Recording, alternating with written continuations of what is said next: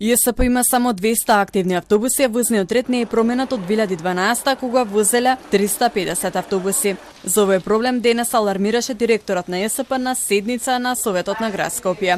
Тој предупреди дека кога ќе почне зимскиот возен ред и ќе треба да се зголеми бројот на автобуси, ќе настане многу поголем проблем. Сподели дека сервисите се одвиваат отежнато бидејќи деловите доаѓаат од Кина, а предпријатието има долг кон нив.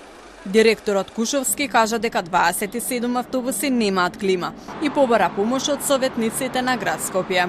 Од денешен аспект, да не ни се расипе ни еден автобус да го извадиме од употреба, ќе имаме недостаток на 100 автобуси за да го исполниме возниот ред. А во моментов имаме недостаток од околу 50 на 40 до 50 автобуси во зависност тековно нивното одржување. Но мнозинството советници од ВМРО ДПМН останаа глуви на предлог одлуката за набавка на нови еколошки автобуси која беше ставена на дневен ред. За оваа одлука беа потребни гласови од 23 советници, а доби само 17. Не е прв пат набавката на нови автобуси да не се изгласа во Советот, а додека не се решаваат овие проблеми, граѓаните се оние кои го извлекуваат по дебелиот крај. Дали се чувствувате безбедно во автобус? Безбедно може да, ама автобуси па нема. Еве чекаме пола сат. Не чувствувате ли страх после сообраќајката кај Мавровка? Не, тоа се случајно десило. Тоа е случајно, значи нема. Тоа е ја мислам во безбедно сум горе и доле се возам слободно. Од останатите услови во смисла на хигиена, клима? Фала Богу до сега не приметно пријасно, ама ми народ сме се безобразни, некои фрлати на друго.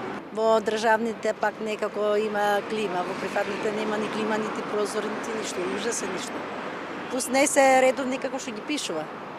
Нити на телефоните, нити па на таблет.